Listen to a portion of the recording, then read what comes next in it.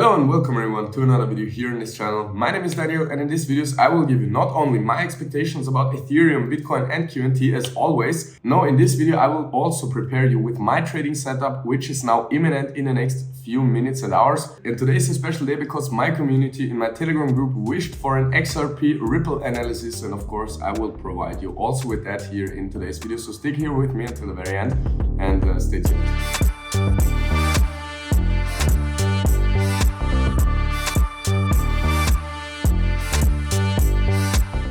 And in yesterday's video, I specifically told you that we are at an imminent decision point about the two scenarios, the bullish or the bearish one, which is gonna playing out. And I hope that you did your analysis as well. And I hope that you found out that we are in the bearish scenario as well. I want to share now a short screen recording in German of my Telegram group with you, which I shared here with my Telegram members. And at first you can see that I decided that we are here most probably in a bearish scenario. So I showed the overall wave count to my community. Additionally, I closed here my hedge long orders, and I also shared here my preferred wave count with my community. And as you can see here at this screenshot, we went short here at the first bubble. That was the place where I closed my hedge long positions, and we reopened the hedge positions down there at the possible bottom of the wave 3. And as you can see, or as you probably know, this scenario played out very well, because from there we came up in a wave 4. There we closed the hedge longs, or I told my community that this is the place where wave 4 would most probably reverse to the downside. And yeah, as you can see, we also got the fifth wave towards the downside, which is here per Elliott wave analysis method, the first very good indication that we are here really in a downtrend, that we are really coming impulsively down. So afterwards, when we were in this wave 5 target area, as you can see there, I shared with my community that we will most probably come up in the wave 2. And if we are looking at the scenario right now, we most probably already finished wave A and probably also wave B, yeah, as you can see here in the screenshots which I shared here with my community. So let's jump here straight into the charts, and as you can see, you can find the same scenario that I shared here with my Telegram group, which I just provided you with. In my opinion, we came down here in a possible wave 1 of 3 of C. So as you know, this was here the overall target area for an overshooting wave B. And from there, I'm gonna expect a wave C down. I told you in the bullish scenario, we saw a leading diagonal here down there, then an ABC move up there. And if we are not gonna make it to make a 5-wave impulse at this moment, most probably this bearish scenario will play out. So this was the reason why I opened personally, or I closed my hedge long positions up there at the top of the wave 2, because I already expected that this will not be a 5-wave move anymore. So I shorted the wave 3, we were in hedge longs for wave 4, and I told everyone here that this will be the point for the last wave 5 to enter. I hope everyone down there from my community opened hedge long positions as well, because right now I'm expecting the little bigger wave 2 towards the upside. And if we zoom in a little bit, you can see probably we have already seen wave A and B. So I'm just expecting another wave towards the upside here in this possible wave C of 2. And this is the target area here between 1650 and 1663, where I will again close my hedge longs and scale up my short position one last time, because this is not a place or the region where I expect the strongest move towards the downside here in this overall scenario. You can see a wave A, B. So this wave 3 of C should be here the strongest wave towards the downside. So yeah, I'm trying to short that down. Down there, I of course want to close my short positions finally in a profit.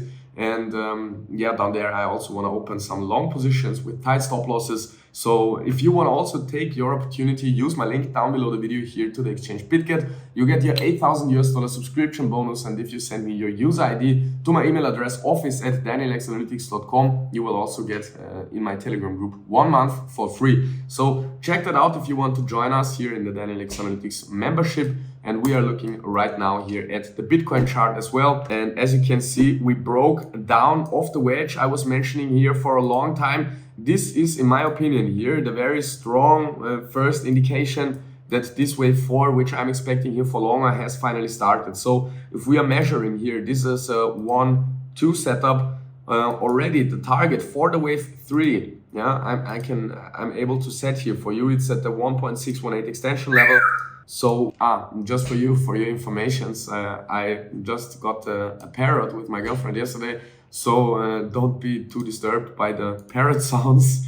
I can also show you here the target area for this wave 4. It's between the 0.382 and the 0.5 fib retracement level, and then there should be another dip towards the downside here in this target area, which I previously defined for you here. So I will show you the smaller wave count. This should be 1, 2, 3, 4, and 5. If we are managing here to not break above this support line here again, yeah, and as I already told you, this is for me the first indication when we break below this support line that this wave 3 towards the downside is finally starting, yeah. So it depends how the wave count is going here at this place, because this could already be a wave A down and overshooting B, so now we are getting a bigger wave C, but this would be proportionally, yeah, kind of too big for an ABC, so this wave C would be too long. What we could probably expect is that this is only a wave A, so we are getting a wave B up then, and afterwards a wave C down. So I cannot tell. This is what I cannot tell you at the moment.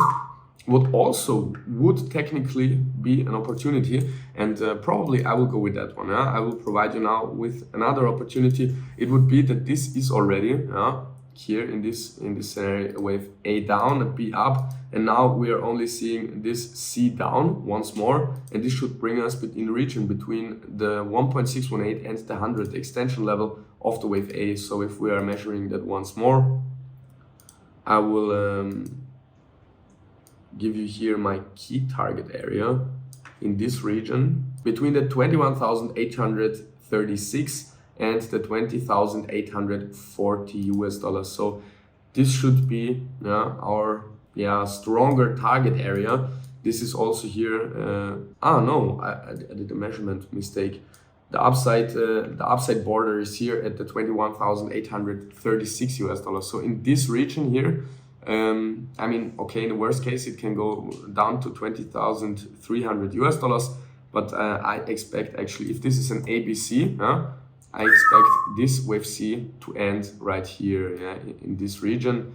I will move it a little bit shorter. So this is actually the primary expectation from now. It also fits here perfectly together with the Ethereum wave count. I mean, no, not really, because the Ethereum right now develops a wave C towards the downside. So we will see. If this is going to be an impulsive or a corrective move towards the downside. If it is impulsive, I would go with the opportunity that we are seeing a corrective one afterwards, and then another impulsive down to the 100 extension and move up from there. But let's go step by step. From here, I expect further downside, as you already know. Since days and weeks here on this channel, I hope I provided you with every information in the perfect timing. So let's now jump over in the Q&T chart. And yeah, as you can see also there, my expectation is completely unchanged since my first analysis video here about Q&T, which I made somewhere around here. First, I set this upside reversal area here on the chart. I said we need to go up here, and there, most probably in my opinion, this upside move will be completed. From there, I expect a 5 wave down, so probably we have already seen wave 1 and 2. So there should be another 3, 4, and 5 in this target area down there, right between the 80 and the 95 US dollars. So this will be the region where I will buy in, where I will open some long positions. Before we have seen that, I can actually not open any long positions or say anything too bullish about Q&T yet, because you see 5 wave move down, 3 wave move up, so it's rather corrective yet. So I expect one more low in this region, and from there we can finally move higher. So let's finally come to the point which many of you have requested since weeks and months. Many of you wanted to see this XRP Ripple Elliott wave analysis from me. I neglected it for a long time, and in my opinion it had a very good reason, because I know many of you are hyped about Ripple, many of you are hyped about XRP. You can watch back on my German channel the videos 7, 8, 9, 10 months ago, or for example here in May 2021.